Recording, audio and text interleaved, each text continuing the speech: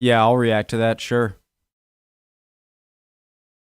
A question that I have wanted solved ever since I started learning about Alexander the Great, which honestly was a few years ago, but I don't know enough.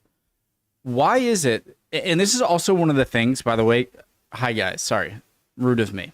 My name's Connor. If you're new, original link, top of the description. History Matters. Love them, obviously. I've reacted to like 100 of their videos. It surprised me how recent ancient Greek history was. I mean, it was still BC. It was, 700 to 300 BC. That's a long time ago. But that is during the time where Rome was a republic, if I'm not wrong.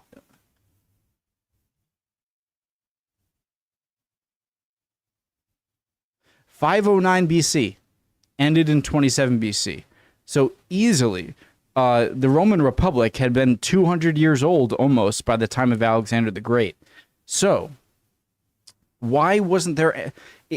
Why didn't they interact with each other? I don't get it. But let's see if this answers it. Let's go, guys. Alexander the Great is most famous for his conquests, and also naming cities after himself. But a common question surrounding his empire building is why did he go east and never consider going west and say conquering Rome? So to begin, we have to look at Greece in the 4th century BC, which at this point was a mess of city-states, petty kingdoms and shifting alliances. To the north sat the kingdom of Macedon, which was ruled by Philip II. Philip had expanded his kingdom to the south, which was seen as a threat by Athens. The Athenians built an alliance to check Philip's growing power, and before long, war. Long story short, Macedonia won and subjugated the rest of Greece, except for Sparta, that is, which was just there being difficult. Philip's next move was to get revenge on Persia for its previous expedition into Greece, and so he and his new allies started to prepare. Unfortunately for Philip, before this could happen, it was time to... Why did he say allies, as if there were air quotes?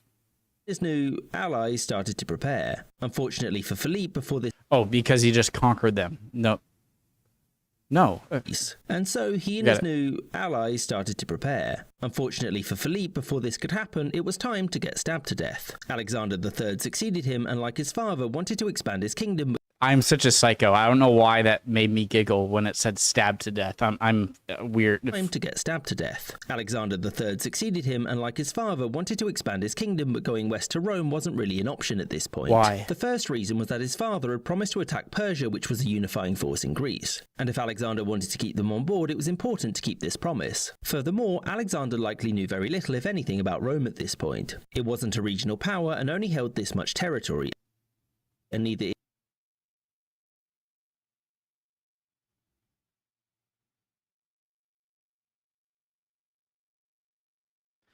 they hadn't conquered the Etruscans yet, or the, I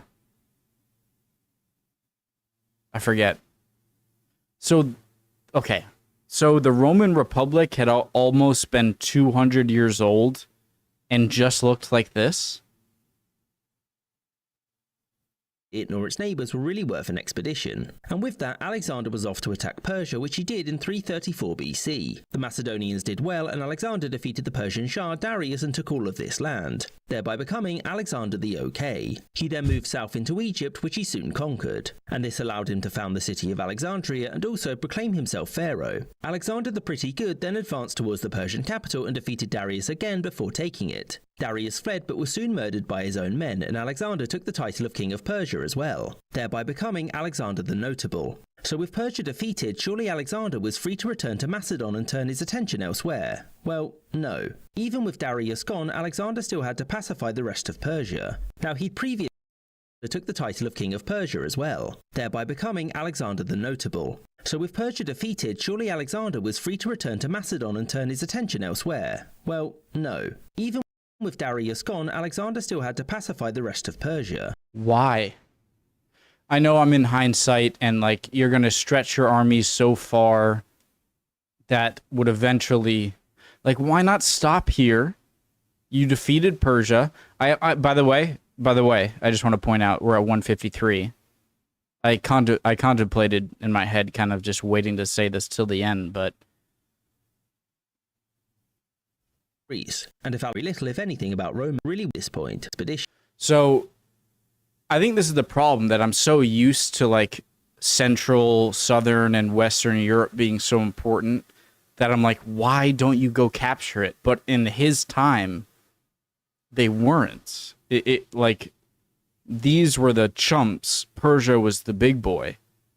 And also, makes me understand it, is that was the unifying cause. You had history with Persia and hatred for Persia, and so that was the way to go. However, back to where we were, 232, right? Or 222. And I understand hindsight is 2020, but why not consolidate this and then turn your attention to, like, if I'm Alexander, I would want to make the center of my empire Greece. And so why keep expanding eastward? It just doesn't make any sense to me. Persia, and after his realm would tolerate a rival, Alexander spent the next 6 years until Rome's conquest of these king of Rome wouldn't have shied away from taking whatever the written of his. Oh wait, I'm sorry. I was way before this. King of Alexander was free to return to Macedonia, but was soon murdered by towards the Persian capital Alexandria and Darius again before taking it. Darius fled but was soon murdered by his own men, and Alexander took the title of King of Persia as well, thereby becoming Alexander the Notable. So with Persia defeated, surely Alexander was free to return to Macedon and turn his attention elsewhere. Well, no. Even with Darius gone, Alexander still had to pacify the rest of Persia. Why? Now, he'd previously written of his intent to conquer places like Carthage, and it's likely that he wouldn't have shied away from taking whatever else was in his way. But again, there's no evidence he knew anything of Rome. In fact, the Greeks had minimal contact with Rome and wouldn't have cared much until Rome's conquest of these Greek cities in the south of Italy, which happened about 50 years after Alexander died. So anyway, Alexander wasn't able to return to Macedon because one of Darius's generals had declared himself king, and Alexander couldn't tolerate a rival. Alexander spent the next 6 years putting down revolts across Persia, and after his realm was mostly secure, he went westward to Babylon. It was here that he decided he was going to conquer the afterlife, which meant going westward was impossible, and Rome was safe in its cradle. I hope you enjoyed this episode, with a special thanks to my patrons, James Bizanet. That just answered my question so damn well. I'm not confused anymore, guys. I never say that at the end of videos. It's kind of nice to say that. I get it. And this is the point where I got it. 6 years putting down revolts across Persia, and after his realm was mostly secure, he went westward to Babylon. It was here that he decided he was going to conquer the afterlife, which meant going westward was impossible, and Rome was safe in its cradle. I hope you enjoyed. Dang it, not there.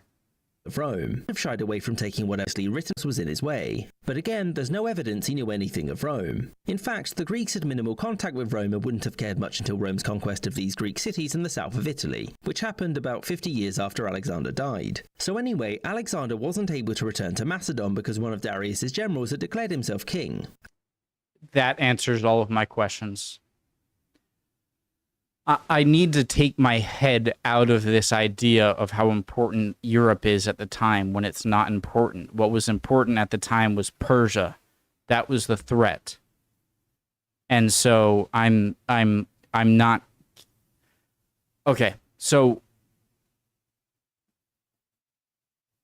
another person like claiming the head of Persia or whatever would have been like ring, ring, ring, bells, alarms going off. You need to conquer him.